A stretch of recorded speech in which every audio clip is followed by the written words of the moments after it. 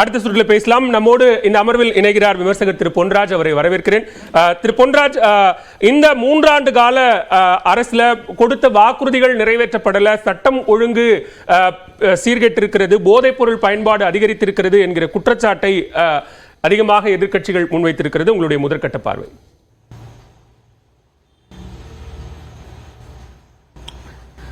கடந்த 3 ஆண்டு காலத்தில் திமுக அரசு பல்வேறு வெல்ஃபேர் ஸ்டேட்டை உருவாக்கியிருக்கு. பல்வேறு வெல்ஃபேர் ஸ்கீம்ஸை கொண்டு வந்து பெண்களுக்கு, மாணவர்களுக்கு, கல்லூரி படிக்கக்கூடிய பெண்களுக்கு இப்படி பல்வேறு வெல்ஃபேர் ஸ்கீம்ஸை வந்து அவர்கள் கொண்டு வந்திருக்கிறார்கள். அட்மினிஸ்ட்ரேஷனை பொறுத்த வரைக்கும் முதல்வர் அவர்கள் ஒரு அருமையான ஒரு ஆட்சியை கொடுத்து கொண்டிருக்கிறார். இது ஒன்று. இரண்டாவது, குற்றச்சாட்டு என்று பார்க்கும் பொழுது இந்த குற்றச்சாட்டு வரக்கூடிய காரணம் வந்து வரி உயர்வு. அப்போ மின்சார கட்டண உயர்வு, சொத்து வரி உயர்வு, பஸ் கட்டண உயர்வு, அப்புறம் மற்ற பால் விலை உயர்வு, இப்படி பல்வேறு வரி உயர்வுகள் வந்து மக்களை பாதிக்கிறது. இது வந்து இது குற்றச்சாட்டு மட்டுமல்ல, இது உண்மையான நிலவரமும் கூட. ஏன்னா அடுத்து வந்து பார்த்தீங்கன்னா சட்டம் ஒழுங்கு. இப்போ சட்டம் ஒழுங்கு அப்படின்னு பார்க்குறப்ப ஜென்ரலாக தமிழகத்தில் எந்த விதமான மத கலவரமோ எந்த விதமான ஜாதி கலவரமோ எதுவுமே நடப்பதில்லை. ஆனால் இந்த குற்றச்செயல்கள், அதாவது போதைப் பொருள் மூலமாக ஏற்படக்கூடிய குற்றச்செயல்கள், ஆதாய கொலைகள், மற்ற விஷயங்கள், இந்த குற்றச்செயல்கள் எண்ணிக்கை வந்து கொஞ்சம் கூடி தான் இருக்கு. அந்த எஃப்ஐஆர் போடக்கூடிய லெவலில், கிரவுண்ட் லெவலில்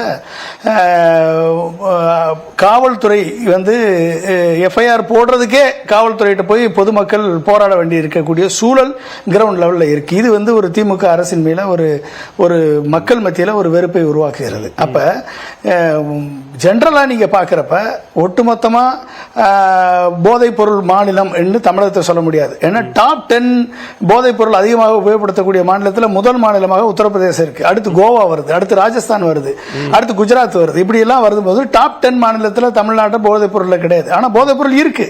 போதைப் பொருள் வந்து பள்ளிகள் அளவுக்கு வந்து போதைப் பொருள் பழக்கம் இருக்கிறது. கஞ்சா வந்து பழக்கம் இருக்கிறது. ஆனால் இந்த கஞ்சாவை போதைப் பொருள் லிஸ்ட்ல இருந்து தூக்கியது நரேந்திர மோடியினுடைய அரசு. அப்ப இந்த ஐக்கிய நாடு சபைகள்ல அந்த கஞ்சாவை தூக்கணும்னு அமெரிக்காவும் மற்ற மேற்குலக நாடுகளும் தீர்மானம் கொண்டு வந்த பொழுது அதற்கு ஆதரித்து வாக்களித்தது இந்தியா. அந்த போதைப் பொருளை தூக்கிட்டு தமிழகம் போதைப் பொருளை சிக்கித்து அழிகிறது என்று சொல்கிறார்கள். அது வந்து போதைப் பொருள் இருக்கு. டாஸ்மாக் மூலமாக ஒரு மிகப்பெரிய ஒரு இளம் தலைமுறையே நாசமாகிட்டு இருக்கு. இதுல எந்த விதமான மாறுபாட்டு கருத்துக்கள் கிடையாது. இதை வந்து கண்ட்ரோல் பண்ணணும், இதை குறைக்கணும், இதை வந்து ஒடுக்கணும். இது கடுமையான நடவடிக்கை எடுக்க வேண்டிய சூழல் திமுகவுக்கு இருக்கிறது. அதே நேரத்தில் இவ்வளவு வெல்ஃபேர் ஸ்கீம் கொண்டு வந்து நான் முதல்வன், இல்லந்தோறும் மருத்துவம், வீடு தேடி கல்வி, இப்படி பல்வேறு சமூக நல திட்டங்களை கொண்டு வந்து சமூக நீதியை தமிழக முதல்வர் திரு மு.க. ஸ்டாலின் அவர்கள் நிலைநிறுத்தி இருக்கிறார் என்பதில் எந்த விதமான மாற்று கருத்தும் கிடையாது. அப்ப கலந்து அதிருப்தி இருக்கு, திருப்தியும் அதிக அளவில் இருக்கு. அப்ப மக்களுக்கு, பெண்களுக்கு உரிமை தொகை கொடுத்ததுல கிட்டத்தட்ட 1.25 கோடி பெண்களுக்கு கொடுத்திருக்காங்க. அப்படின்னா அதனால் பலன் பெறக்கூடிய 4 பேர் எடுத்துக்கிற 4 கோடி பேர் வந்து இதுல பலன் பெற்றிருக்கிறார்கள். பெறாதவர்களும் இருக்கிறார்கள். அதையே வந்து போகத்தான் திமுக அரசு எப்படி அதை கொண்டு வர போறாங்க, வருமானத்தை எப்படி பெருக்க போகிறார்கள் என்பதை பற்றி அவர்கள் கொண்டு வரணும். இப்ப இதுல வந்து திருப்தி இருக்கு, அதிருப்தி இருக்கு, ரெண்டும் கலந்த மிக்ஸ்டு கலவையா தான் இந்த 3 வருட ரிசல்ட் இருக்கு. நான் பார்ப்பது என்ன அப்படின்னா, இந்த திரு மு.க. ஸ்டாலின் அவர்கள் $1 trillion எக்கானமியை பிக்ஸ் பண்ணிருக்காரு. அதாவது 2030 $1 trillion எக்கானமியை நம்ம அச்சீவ் பண்ணணும் அப்படின்னா தமிழகத்தினுடைய ஜிஎஸ்டிபியினுடைய வளர்ச்சி 18% ஆண்டுதோறும் 18% இருந்தால்தான் அந்த 1 trillion எக்கானமியை நம்ம அச்சீவ் பண்ண முடியும். இதுதான் வந்து கணக்கு. அப்ப இன்றைக்கு 28 லட்சம் கோடி நம்மளுடைய பொருளாதாரம் ஜிஎஸ்டிபி. அந்த 28 லட்சம் கோடி பொருளாதாரத்தை இன்னைக்கு வந்து 5% ஜிடிபி, 5 to 6%. இல்ல அதான் 5% ஜிடிபில இருந்து 5 to 6% ஜிடிபில இருந்து அதிமுக ஆட்சியில இருந்து 5 to 6% ஜிடிபி வளர்ச்சியில இருந்து இன்றைக்கு ரீசெண்டா வந்து Madras school of economics studies எடுத்துக்கிட்டீங்கன்னா ரங்கராஜன் அண்ட் சுப்பிரமணியம்னு 2 பேர் ப்ரொஃபசர்ஸ் வந்து ஸ்டடி பண்ணி ரிசல்ட் பப்ளிஷ் பண்ணியிருக்காங்க. இந்த ஸ்டடி படி நீங்க பாத்துக்கிட்டீங்க அப்படின்னா கிட்டத்தட்ட 8.08% போன வருஷத்துல இருந்து இந்த வட்டம் 10.69% இரட்டை இலக்கு சதவீதத்தை growth factor அச்சீவ் பண்ணிருக்காங்க. அப்ப இன்ஹெரிட் பண்ணும்போது அதிமுக ஆட்சியில இருந்து வரும்போதும் 5% இருந்ததை இப்ப டபுள் பண்ணிருக்காங்க. அப்ப இந்த 10 புள்ளியை வந்து 18 மிகப்பெரிய சேலஞ்ச் தான் கவர்மெண்ட்டுக்கு. டபுள் ஆக்கணும். எப்ப டபுள் ஆக்கணும்? இந்த வருஷத்துல இருந்தே டபுள் ஆக்கணும். அப்ப இது ஒரு மிகப்பெரிய சேலஞ்ச். நீங்க எடுத்துக்கிட்டீங்கன்னா எந்தெந்த செக்டார்ல டபுள் ஆக்க வேண்டிய சூழல் இருக்கு அப்படின்னா நீங்க வந்து அக்ரிகல்ச்சர் அண்ட் அலைட் செக்டார்ல 4.9% தான் growth. இதை நீங்க டபுளுக்கு மேல கொண்டு வரணும். கிட்டத்தட்ட 10% அளவுக்கு நீங்க கொண்டு வரணும். கிட்டத்தட்ட 1,60,000 கோடி தான் அக்ரிகல்ச்சர்ல இருந்து வருது. அடுத்து நீங்க மேனுஃபேக்சரிங் செக்டார் 11.4% growth rate, கிட்டத்தட்ட 3,96,000 கோடி. இந்த மேனுஃபேக்சரிங் செக்டாருடைய இன்னைக்கு எலக்ட்ரிக்கல் வெஹிக்கிள் வருது. அடுத்து வந்து ஆட்டோமொபைல் செக்டார், மற்றபடி டெக்ஸ்டைல் செக்டார், அப்புறம் அப்பேரல் இண்டஸ்ட்ரி, அப்புறம் இல்ல இதை சொல்லிக்கிறேன். கொஞ்சம் ஒரு நிமிஷம் மட்டும் டைம் கொடுங்க. அதாவது இந்த சவால் இந்த மேனுஃபேக்சரிங் செக்டார்ல ஒரு மிகப்பெரிய சவால் இருக்கு. எம்எஸ்எம்இ செக்டார் வந்து மத்திய அரசும் மாநில அரசும் கண்டுக்கவே இல்லை. ஆனா மாநில அரசு அவங்களுக்குரிய அவங்க கேட்கக்கூடிய இன்புட் மெட்டீரியல் ரேஷன் நீங்க கொண்டாடணும். அவங்களுக்குரிய சர்பாசி ஆக்ட் வந்து தளர்த்துவதற்கு மத்திய அரசோட பேசி அதை சரி பண்ணணும். அடுத்து இந்த மாதிரியான ஸ்டெப் எல்லாம் எடுத்தா தான் இந்த 11.4% growth rate மேனுஃபேக்சரிங் ஹப் இந்த Tamil Nadu, automobile hub Tamil Nadu, textile hub Tamil Nadu, apparel industry hub Tamil Nadu.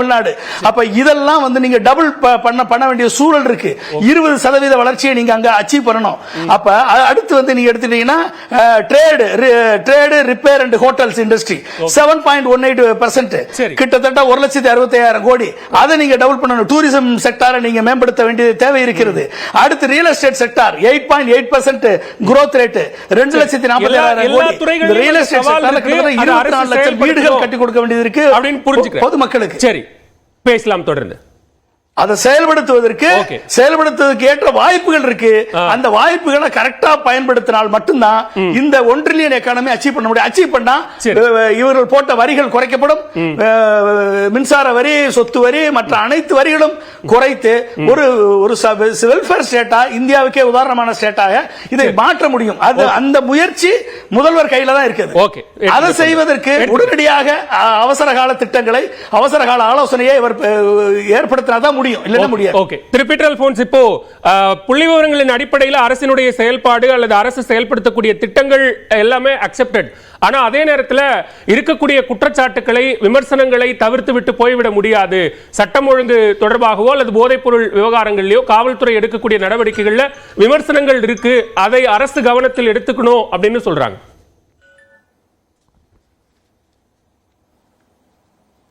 இல்ல, அதாவது விமர்சனங்களே இல்லாத ஒரு அரசு வந்து ஜனநாயகத்தில் இருக்கவே முடியாது.